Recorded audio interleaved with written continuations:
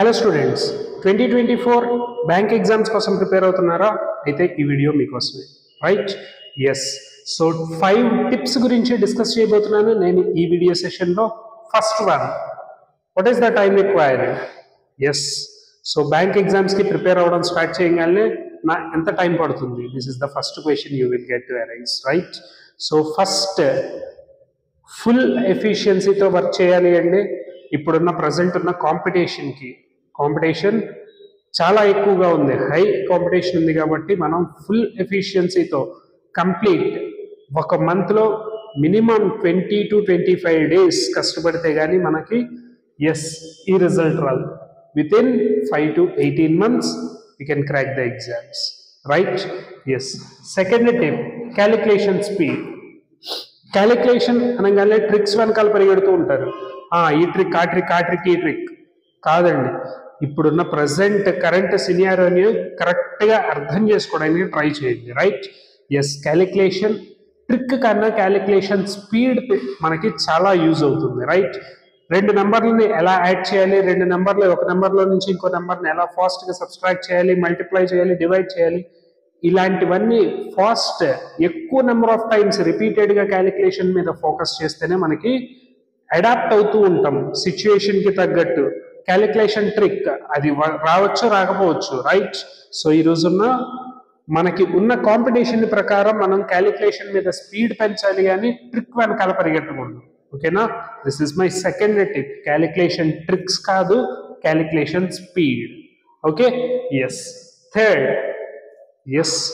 very very important thing, coverage of syllabus thoroughly, right? Syllabus నాకు కరెక్ట్గా తెలియనప్పుడు నాకు ఎలాగా నెక్స్ట్ ముందరికి ఫర్దర్గా ఎలా ఫార్వర్డ్ అవుతాను?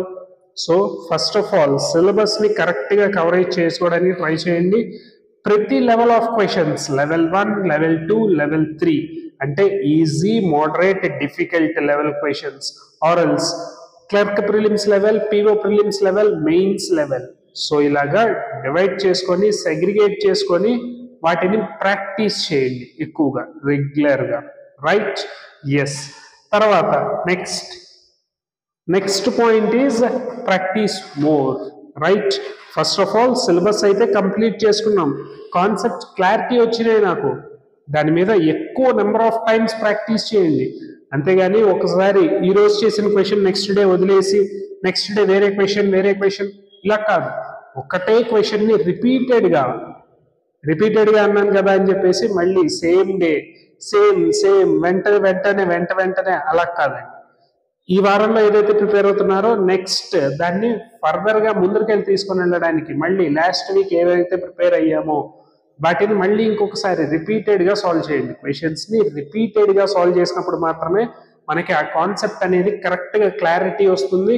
అలాగే నెక్స్ట్ టైం క్వశ్చన్ని చూడంగానే ఇది నాకు నెక్స్ట్ జరగబోతోంది అనే విషయం నాకు తెలుస్తుంది, క్లియర్గా తెలుస్తుంది, రైట్? ఎక్కువ నెంబర్ ఆఫ్ టైమ్స్ రిపీటెడ్గా సాల్వ్ చేయండి ప్రాబ్లమ్స్ని, రైట్? అలాగే నెక్స్ట్ ఫైనల్గా మనం mock tests, regular mock tests. క్వశ్చన్ని సాల్వ్ చేసేటప్పుడు వితౌట్ టైమర్తో సాల్వ్ చేయడం ఒక పద్ధతి, ఆర్ఎల్స్ విత్ టైమర్తో సాల్వ్ చేసేటప్పుడు మన బ్రెయిన్ అంతా టైమర్ మీద కాన్సన్ట్రేట్ చేస్తూ ఉంటాం, రైట్? సో విత్ టైమర్తో ప్రాక్టీస్ చేయడం అలవాటు చేసుకోండి, రైట్? సో ఈ 5 టిప్స్ బాగా గుర్తుపెట్టుకోండి నెక్స్ట్ 2024 ప్రిపరేషన్ కోసం. నేను సాయిరామ్, నేను మీతో పాటే ఈ ఎగ్జామ్ ప్రిపరేషన్లో నేను మీకు హెల్ప్ చేస్తాను, రైట్? సో ఎగ్జామ్ కోసం బాగా ప్రిపేర్ అవ్వండి. All the best. Thank you.